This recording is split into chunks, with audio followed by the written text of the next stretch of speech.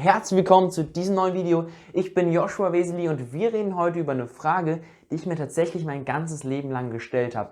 Was passiert mit den Menschen, die nie von Gott gehört haben? Also Menschen, die vielleicht irgendwo im Urwald leben, die keine Handys haben, die nicht wissen, was Gott oder was Jesus ist. Und darüber reden wir jetzt.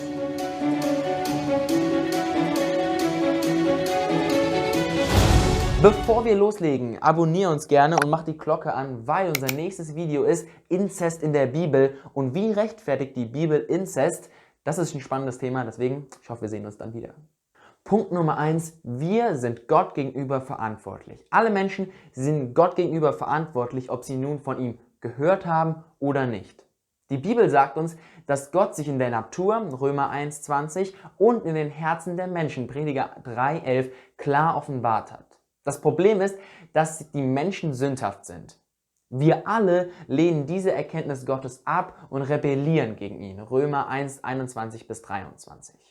In Wirklichkeit ist es nicht so, dass einige Menschen nichts von Gott gehört haben. Das Problem ist oft vielmehr, dass sie das, was sie gehört haben und was sie in der Natur leicht zu sehen ist, abgelehnt haben. Das gilt jetzt nicht für Menschen, die tief im Urwald leben. In Deuteronomium 4,29 heißt es, wenn ihr von dort aus den Herrn, euren Gott, sucht, werdet ihr ihn finden. Wenn ihr ihn von ganzem Herzen und von ganzer Seele sucht. Dieser Vers lehrt klar ein wichtiges Prinzip. Jeder, der wirklich nach Gott sucht, wird ihn finden. Du auch. Wenn ein Mensch wirklich wünscht, Gott zu kennen, wird Gott sich offenbaren. Das Problem ist aber, in Römer 3,11 steht, es gibt keinen, der einsichtig ist und nach Gott fragt. Die Menschen lehnen das Wissen um Gott ab, das in der Natur und in ihrem eigenen Herzen vorhanden und beschließen stattdessen, einen Gott ihrer eigenen Schöpfung anzubeten.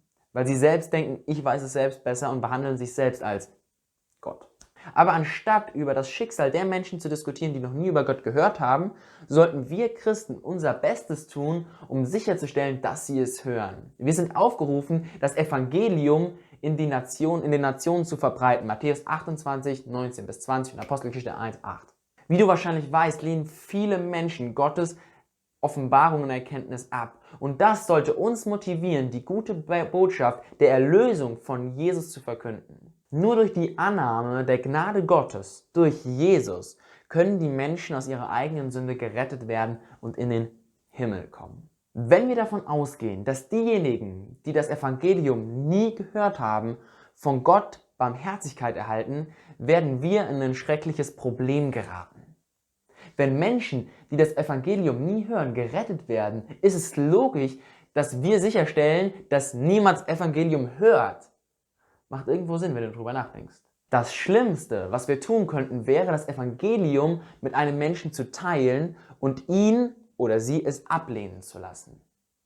Wenn das passieren würde, würde er oder sie verurteilt werden.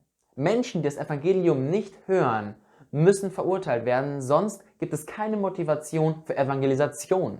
Warum riskieren wir, dass Menschen das Evangelium ablehnen können und somit sich selbst verurteilen, wenn sie zuvor gerettet wurden, wenn sie das Evangelium nie gehört hätten?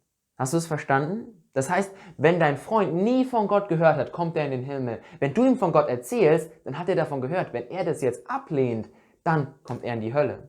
Zusammenfassend können wir sagen, dass Gott sehr klar ist und nur Menschen, die Jesus, also seinen Sohn, annehmen als Erlöser, die kommen in den Himmel. Schön, dass du bis jetzt dran geblieben bist. Ich hoffe, ich konnte dir vielleicht etwas näher bringen und du weißt jetzt ein Stückchen mehr. Du darfst uns gerne da drüben abonnieren, klick auf das coole runde Ding und du darfst da unten unser nächstes Video schauen und wir sehen uns bald wieder und erzähl deinen Freunden von Jesus.